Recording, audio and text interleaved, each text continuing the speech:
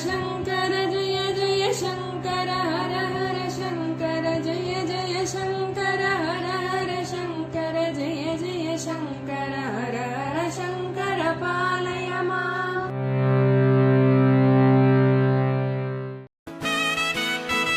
Mahasankara matrimony மிகவும் மேம்படுத்தப்பட்ட online திருமணப்பதிவு இணையதளம். இந்த இணையதளத்தில் பதிவு செய்வது மிகவும் எளிது. பதிவு செய்யுங்கள், பிறகென்ன கெட்டிமேளம்தான். உங்களுடன் நாங்கள், உங்களுக்காகவே நாங்கள். விவரங்களுக்கு தொடர்பு கொள்ளுங்கள்.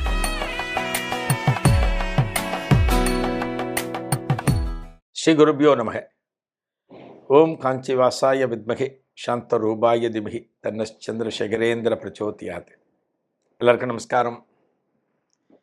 மகாபரிவா மகிமை அனுபவத்தில் காளகஸ்தியில் நடந்த ஒரு இன்சிடெண்ட், ஒரு சம்பவத்தை நம்ம பார்த்துட்டு இருக்கோம். மகாபரிவா கருப்பத்தூர் சந்திரசேகர கணவாடிகள் கூட பேசின்னு இருக்க. என்ன சொல்கிறார்? ஒன்று ஒன்றா சொல்லிட்டு, எனக்கு கொண்டு வந்து சமர்ப்பிக்கிற மாலைகளில், நான் அணிந்து கொண்டிருக்கிற மாலைகளில் சில சமயங்களில் ஒரே ஒரு புஷ்பத்தை எடுத்து நான் முகர்ந்து பார்ப்பேன். நீ கவனிச்சிருக்கியோன்னு கேட்குறேன். பார்த்துருக்கேன் பெரியவா அப்படிங்கிறேன்.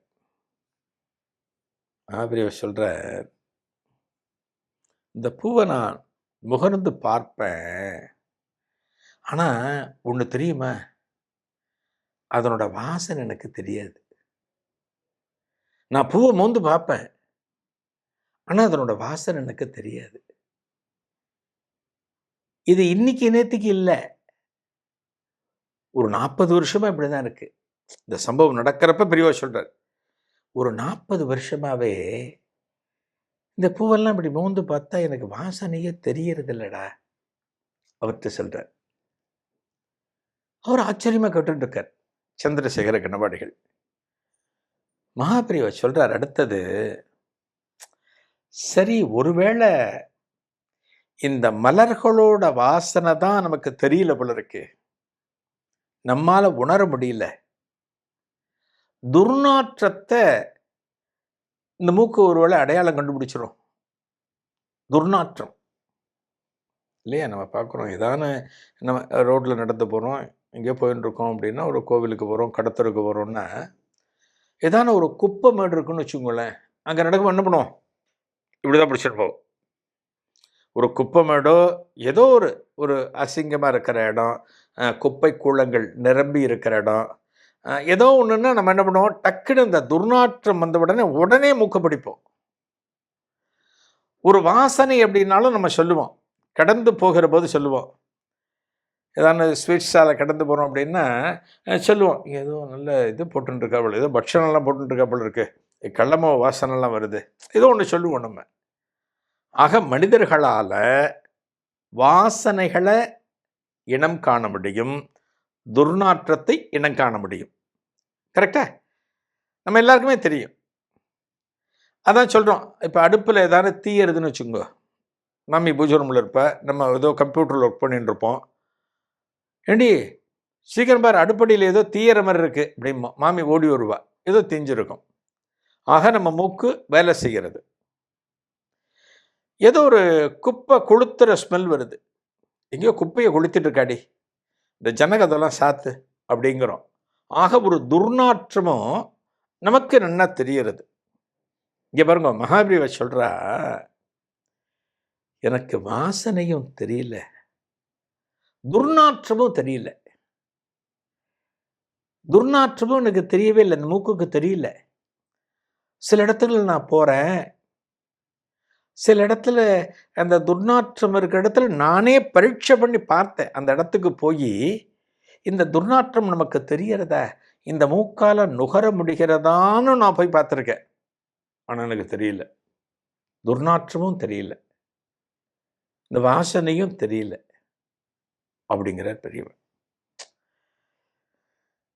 சொல்லி முடிச்சுட்டு இன்னொன்று புரிஞ்சுக்கணும், மகான்கள் எல்லாமே இப்படித்தான் இருக்கா, இப்படிதான் இருந்திருக்கா. இப்போ பூண்டி மகான், புரவிப்பாளையம் கோட்டை சுவாமிகள் இன்னும் பல மகான்களை பார்த்தல் அப்படின்னா, அவள்லாம் ஸ்நானம் பண்ணவே மாட்டேன். குளிச்சு 1 மாதம் 1.5 மாதம் இருக்கும்.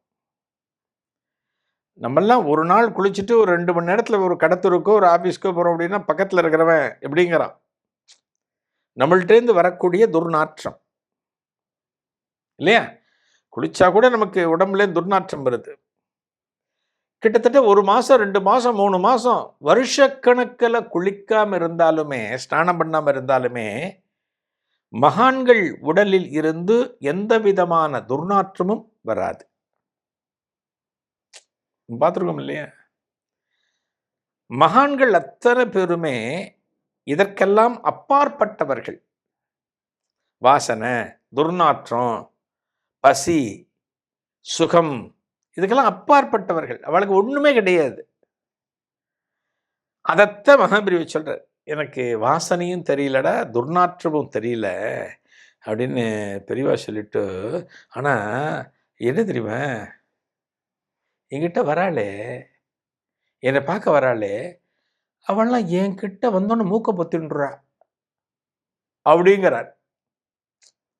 என்கிட்ட வந்தோன்னு மூக்க பொத்தின்றா அப்படிங்கிற.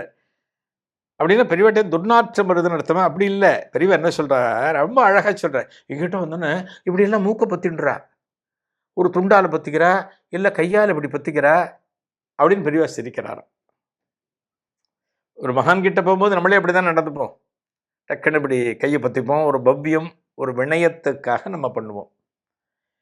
மகாபிரிவா அவர்கிட்ட சொல்கிறாராம், இது போல் வரும்போதெல்லாம் இப்படி பண்ணுறாடா, எங்கிட்ட வரும்போதெல்லாம் இல்லை அப்படி பண்ணுறான்னு ஒரு ஒரு ஒரு ரசமாக பெரியவா சொல்கிறார். சொல்லிட்டு பெரியவா சொல்கிறாராம், கடைசியாக சொல்கிறாராம், என்னோட தெரிலடா, எனக்கு வாசனையும் தெரியல, துர்நாற்றமும் தெரியல, இப்படியே பல வருஷமாக போயிட்டே இருக்கடா அப்படின்னு பெரியவா சொல்கிறாராம். ஒரு மகான்கிற ஒரு நிலையில் இருக்கக்கூடிய மகாபிரிவா எத்தனை சாதாரணமாக தனக்கு இருக்கக்கூடிய அனுபவங்களை தான் எவற்றையெல்லாம் பார்க்கிறாரோ அதை மகாபிரிவா அந்த பண்டிதர்கிட்ட அத்தனை சுவாரஸ்யமாக யாருமே இல்லாத இடத்துல அவர் கூட விவாதிச்சுருக்கார். இந்த கருப்புத்தூர் சந்திரசேகர கணவாடிகளுக்கு ஆச்சரியமான ஆச்சரியம். சும்மா அப்படியே இந்த கேம்பை சுற்றி வரலாம் அப்படின்னு ஒரு போயின்னு இருக்கார்.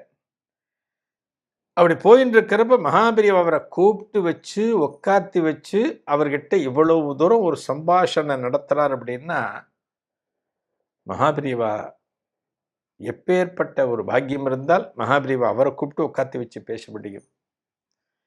மகாபிரிவா தொடர்பான பல விஷயங்களை நம்ம பார்த்தோம் அப்படின்னா அந்த பெரியவாளுடைய சிம்பிள், அந்த எளிமை தான் நமக்கு இன்றைக்கும் ஆச்சரியம் தரக்கூடியது. மகாபிரிவா தொடர்பான இன்னொரு அனுபவத்தை அடுத்த நிகழ்வில் காணலாம். நன்றி, வணக்கம்.